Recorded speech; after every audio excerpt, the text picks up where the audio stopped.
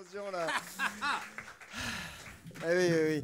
Bon, mais l'émission va bientôt arriver à son terme, hein, encore quelques minutes. Mais évidemment, alors, on n'a peu le temps. Hein. Comme on n'a pas pris le temps véritablement, on ne sait pas tellement combien de temps il nous reste. Donc on meuble, des fois on ne sait pas. Donc je meuble aussi parce qu'il y a notre prophète des toilettes. Oui, c'est notre prophète des toilettes qui s'installe. Alors habituellement, il a son vêtement de prophète des toilettes. Mais ce soir, je ne sais pas, il a décidé d'en être autrement. Et donc il faut donc meubler. Et donc c'est ma charge, hein, ici-bas. Je suis payé pour meubler. Et notre prophète des toilettes s'installe et en général, il nous dit la vérité. Hein, la vérité.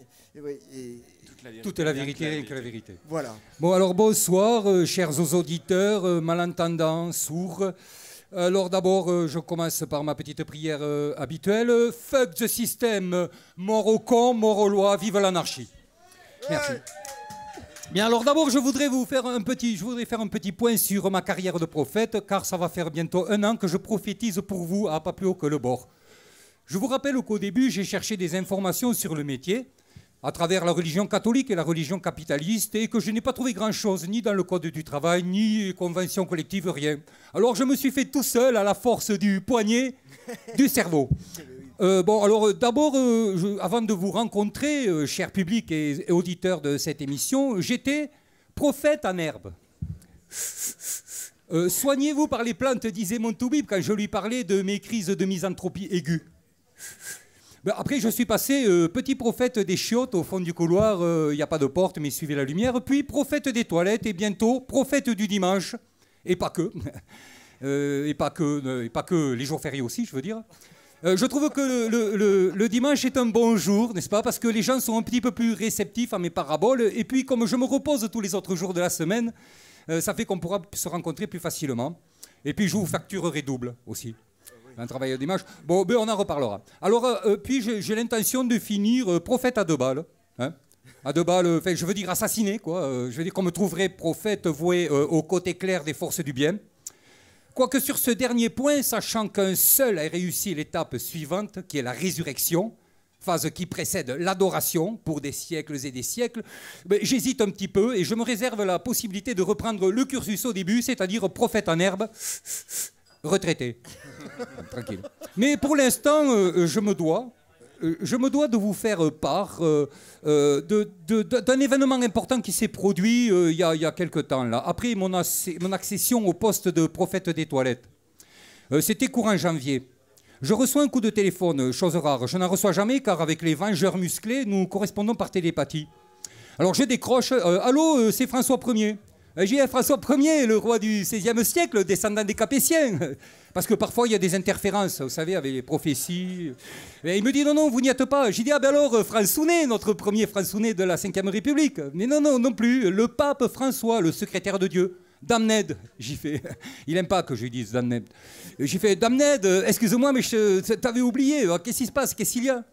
Alors bon, enfin, il faut que je vous dise que nous avons commencé nos carrières en même temps. Hein, c'était l'an dernier. Et puis il a suivi mes conseils, je l'ai coaché si vous voulez, c'est moi qui l'ai formé, le petit pape. Alors je lui ai dit, voilà, je l'ai formé. Alors il me dit, j'ai lu les essais de Thoreau en ce qui concerne la pauvreté volontaire, j'ai lu La propriété c'est le vol de Proudhon pour l'économie solidaire.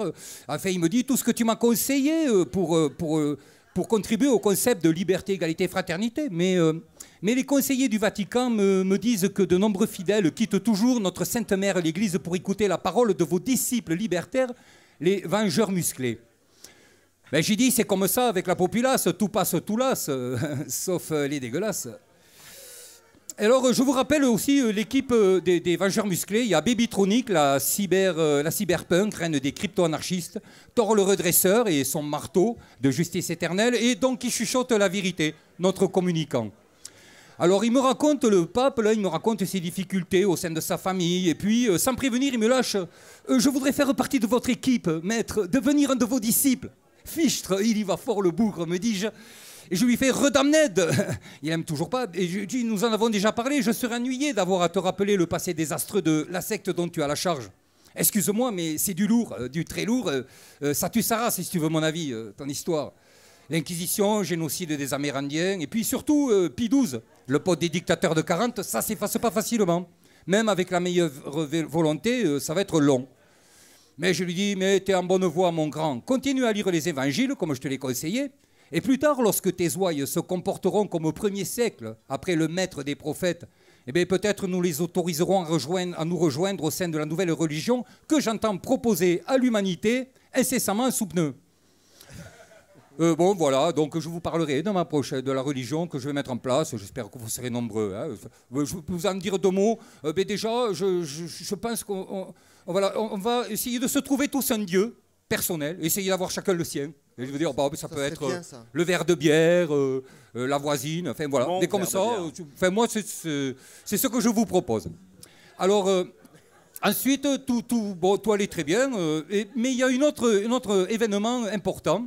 Notre chef tout-puissant, le très grand Saint Christophe, nous en a parlé tout à l'heure. C'est ces porte-paroles de la science qui nous annoncent. J'ai vu leur tête de carême à la télévision. Hein, je regarde de temps en temps la télévision. Alors, la tête basse, voix chevrotante, ils nous disent comme ça que si on s'y prend immédiatement de suite, là, maintenant, si on arrête toute pollution atmosphérique, on pourrait limiter le réchauffement climatique à 2 degrés pour les prochaines 40 années. Et là, je crois que tout le monde a compris que c'était des cracks, quoi. Je veux dire, c'est foutu. Enfin, non, c'est foutu, non? Vous avez l'intention d'arrêter non. Ben, je sais pas, hein. Je crois pas. Donc, tant pis. Alors bon, je leur ai dit, bon, c'est là que j'aurais mis un soufflon, parce que j'aurais dit, mais c'est quoi que vous voulez, la révolution ou quoi? Vous voulez la 3e guerre mondiale ou quoi? Qu'est-ce que vous cherchez? J'ai dit, mais normalement, c'est moi qui parle d'apocalypse. La GN, tout ça, la fin du monde, c'est moi. J'ai dit, c'est pas vous. J'ai dit, mais à quoi ça sert que le prophète se décarcasse? Parce que moi, je le fais sous forme de paraboles, qui en fait sont des paraboules. C'est ça, c'est pour pas avoir les boules. Ouais, afin de préparer les peuples à la révolution pacifique, faite de simplicité, d'égalité, de justice, et que ainsi les derniers seront les premiers seront dans la merde, et ainsi de suite pour des siècles et des siècles. C'est pas? Alors, fuck the system, mort aux cons, mort aux lois, et vive l'anarchie. Merci. Oh, notre prophète des toilettes, voilà. Vous connaissez l'avenir maintenant, à vous d'agir, hein. Il n'y a rien d'autre à dire.